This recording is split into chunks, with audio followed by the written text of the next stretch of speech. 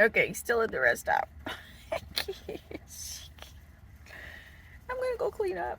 But I needed to do this video. And I needed to do this video for a specific reason. Because I still have people in my life who are meant to undermine me, deceive me. And you know, the thing about the devil is, talk about this, is that he deceived a third of God's angels. Perfect beings. They were deceived and cast out of heaven. And so for me to think that there aren't people still in my life trying to destroy me and deceive me is ridiculous. Because I'm not even an angel. Okay. And so I'm going to continue to put up information on my YouTube channel. I have specific people who have been trying to kind of discourage me and distract me from doing that. To expose particular enemies in my life. One of them is a redheaded woman who had been stalking me at the Hertz Arena. Her name was Valina Greasy. And she is also connected with a crime family. I'm sorry. These people are all connected with crime families. And in the end, they have a lot to lose, right? Crime families, mob bosses, people who are attached to people like Donald Trump. Please understand, I fucking hate Donald Trump, and there is a reason why. Okay? The Lucianis, who were at the end of this parking lot, literally making some sort of a blood sacrifice. I didn't even want to go down and see what it was. God told me not to. Okay? With the Lee County Sheriff's Office there. Okay? It sounds like I'm crazy, but if you understand my family history of being a star and my dad, I'm going to relate to you a couple of stories about this, because in truth, I found out something really creepy. I had gotten, messages from readers about people who were stalking me. They were stealing my energy, not just my art, but my life and my creativity. And they were doing it in a very, very evil way. People like a woman named Angel Vogel, who has been following me around wherever I lived. And she lives here in Fort Myers, and I do recognize her and her boyfriend. And she claims to be a witch. Okay? People like that. And they say they were waiting for us from the day we were born to take us down.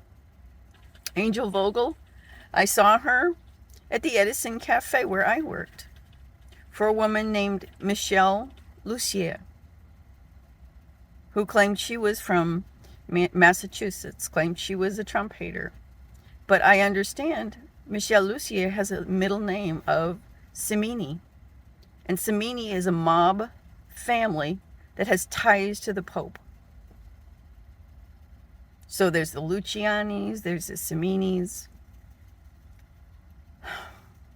the O'Banians. Okay. And, in truth, the Starr family is probably a mob family too. They're just an English mob family. Okay. And this is why I say Satanists pledge their souls to the God of this earth so that they can seize power. And the way they do that once they've lost the light of God is through human trafficking. That's the only way they can do it, to use us as batteries. And so I'm going to relate to you a couple of stories about my dad and his connection with mob bosses and things that have happened in my lifetime that have helped me kind of sort out how I got to this point. First one was my dad. My dad had a TV business. My grandfather had a TV business. My dad kind of started in the Sharon shop and then expanded to Amenia, New York. So he was officially in New York. Okay. So he had a whole bunch of ties to loan sharks and mob bosses. And he bought a floor plan before we moved here to Florida for these series of TVs that were called Future Vision. They were just big ass TVs in a case. And the TV itself was inside a shell. And it was kind of like upside down. Because I remember one time I was trying to watch a TV outside the case. I had to put my head upside down. But the name of the line was called Future Vision, and he purchased a floor plan of these TVs that he was going to sell and become rich. And he got that money from the mob, because I know when he lost the business, he hid the TVs, and he told me that they were hidden, but not to tell anybody where they were, that they were hidden, okay? And I come home from school one day in our house in Connecticut, and there's two guys in gray suits in his bedroom asking him where the TVs were, shaking him down. And God's voice told me if I had not showed up from school at that moment, they would most certainly have killed him. And, with regard to my ex-husband and his drug and child sex trafficking cartel, I'm learning a whole bunch about his baby mamas and his experiences, even losing his virginity and how young he was. But, I tried to believe the best in him, even when he told me that he didn't molest his niece. I heard the story, but I wasn't believing the story. And so we were married. He was going to South Florida to bring bees, and he found a dead body. He and his coworker were at a location site in Homestead, Florida, and there was a man there in his car while it was still running with a bullet shot right through the back. He had his head blown out. And previously that day, I had talked him into delaying his trip to take me out for a pizza. That man was only dead less than 45 minutes. His car was still running when he found him. And when the dirty cops called me, and they said, well, yeah, where does Joe keep his gun? Because, he said that he keeps a gun behind his back seat. And I said, my husband doesn't own a gun. I don't believe my husband owns a gun at all. And I knew, because he had done 2 years' time at Stark's prison, he was not allowed to carry a firearm. So I literally saved his life. And now I understand he might have had more involvement in that case than I realize. And then there also has to do with the fact that when I was raped when I was 17 years old. And I was raped by a man named J.P. Roper. And despite the fact that I was beaten senseless and sent into the hospital for 3 days and abandoned by my entire family, including my husband, by the way, he offered no support. I still testified on behalf of the state's attorney's office to have J.P. Roper put in prison for 2 20-year consecutive terms, 2 20-year concurrent terms. I had no support from anyone. And so the thing about that was I was working at the hospital in Avon Park. And I was on my way to my first date with my husband.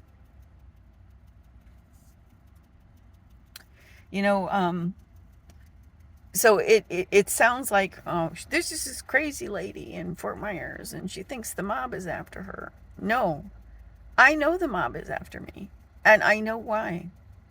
Because again, it's my message. The devil is losing power.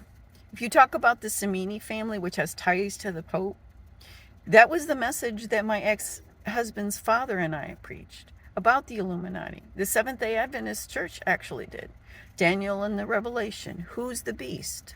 Who's the image of the beast? The Seventh-day Adventists preach the beast is the papacy. The number of, because in the Roman language, the Roman language, the letters in Roman language actually have values. Every name for the Pope adds up to the number 666. And even down to the length of his rule, 1256 years. And the image of the beast, who gets all of the worship that the beast did, is the United States government. And you can see that. It was founded in 1776, the same year the Illuminati was founded. by our forefathers, a bunch of rich slave owners. This country was founded on the backs of slaves. And these people who go around and tout how wonderful Donald Trump is, by the way, who is an antichrist, one of many antichrists sent here, false prophets. They tout love of country before God. And so those who worship the beast, those who worship this country, are worshiping it above God. So there's the beast, right? The beast of Revelation, which is the papacy, and then there is the image of the beast, which is this country.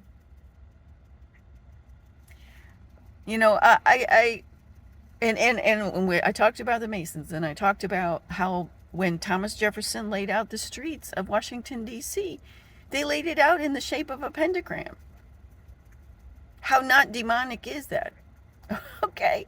And the thing about that is my last name is Starr. Okay. And the pentagram is a 5-pointed star. And this is the star that my dad took great pride in drawing every time he drew his name. It wasn't the 6-pointed star, the Star of David. It was the 5-pointed star. And whether you orient it with the horns at the top or the bottom, it matters not. It's still the same symbol. So, you know, for those of you who think that I'm paranoid, Valina Greasy was one of them. Chi O'Bannon Lakota, okay, she found me in the jail. You know, these people find me. They're drawn to your light, but they're there to deceive you. The Samini family, you know, Michelle Lucier, you know, let's see, and I'm finding all this out. All of these people who are tied to the mob, including my family, okay, and why they're so bent on destroying me. Not only destroying me, but bent on keeping me from divulging all this information publicly. And I've said it before, if you're going to survive any kind of narcissistic abuse and you're hiding secrets from people, just spill it. So as far as I'm concerned, as long as I'm able to, I'm going to upload this information to my YouTube channel. Even if YouTube only tells me there's one viewer, I don't care.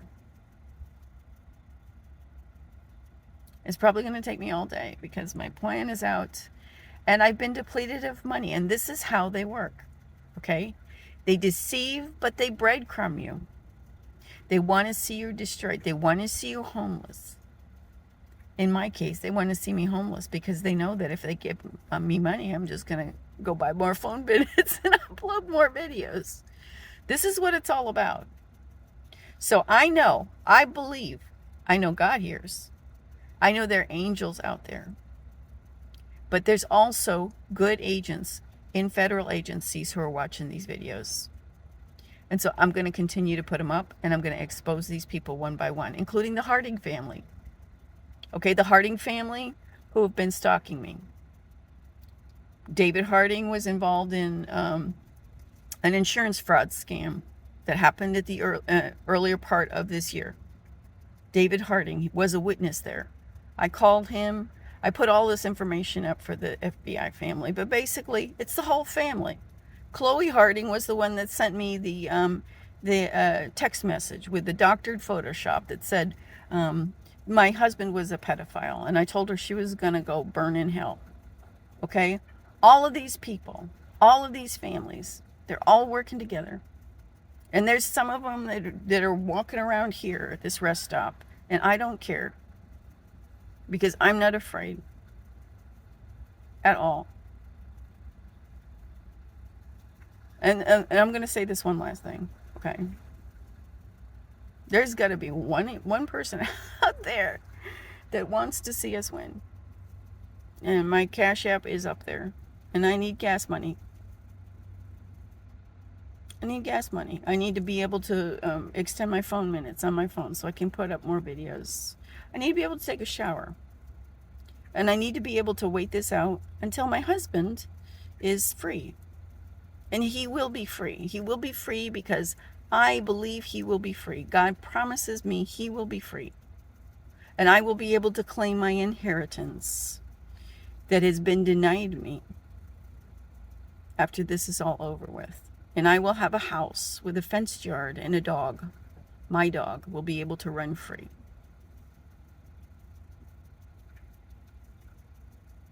So cash at me, please.